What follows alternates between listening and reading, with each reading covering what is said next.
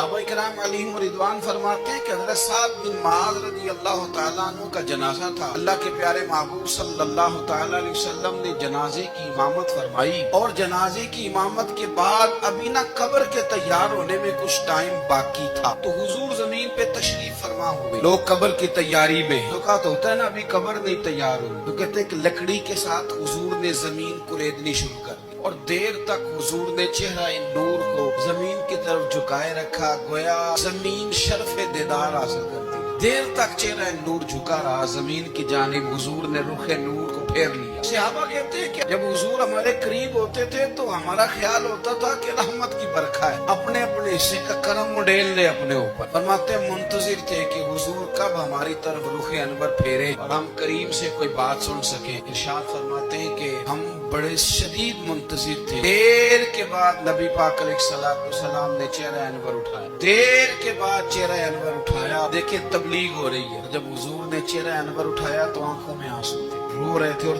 3 दफा हुजूर ने फरमाया कि कब्र तैयार हो रही थी, 3 दफा नबी करीम ने फरमाया लोगों कब्र आखिरत की मंजिलों में से पहली मंजिल, इसकी तैयारी कर लो, इसकी तैयारी कर लो, इसकी तैयारी कर लो। 3 दफा हुजूर ने ये जुमले दोहराए। क्यों?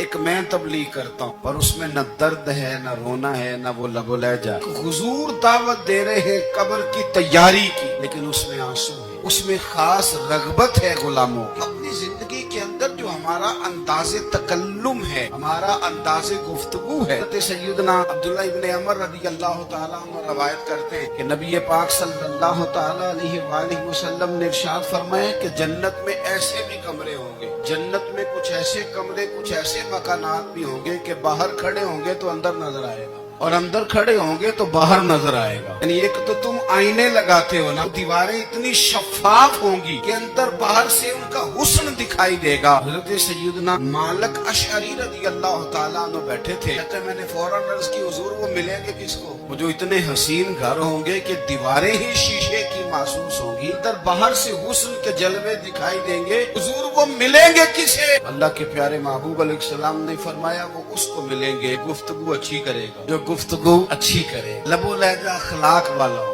गुफ्तगू अच्छी करेगा, लोगों को खाना खिलाएगा और जब लोग सो रहे होंगे तो वो उठ के अपने रब की इबादत करेगा। उस शख्स को वो मकानात मिलेंगे जिनकी दीवारें आईने की मानिंद हो, जिनका हुस्न ताजा हो, जिनको अल्लाह तबारक व तआला ने अपने फजल से मुज़य्यन किया होगा, संवारा हो। थोड़ी सी तवज्जो करें ना, कई दफा वक्त गुजर जाता है, लहजा नहीं भूलता, लहजा याद रहता है। आप 2 मिनट के लिए गुस्से में थे ना, आपने कोई बात कर दी किसी गरीब को, किसी शख्स को, आप गुस्से में थे, आपने कह दिया, उस बेचारे ने सुन लिया, लेकिन वो ना बातें उसे सोने नहीं देती, हर बार याद है। कोई आपके साथ तलख कलाम कर दे ना, कभी तलख गुफ्तगू कर दे, बंदा जब सामने आता है वो बातें याद आ जाती, तकलीफ होती है। अब वक्त गुजर जाता है, लड़ाइयाँ हमेशा चल नहीं सकती। लड़ाई कितनी देर की होती है? 1 दिन की, 2 दिन की। कत्ल भी हो, अगर कातिल को फांसी भी हो जाए, फांसी के बाद बिलाखिर लड़ाई तो खत्म हो ही गई। लड़ाई हमेशा चलती, तलखी हमेशा चल सकती नहीं। जो गुस्से का लब बोला जाए,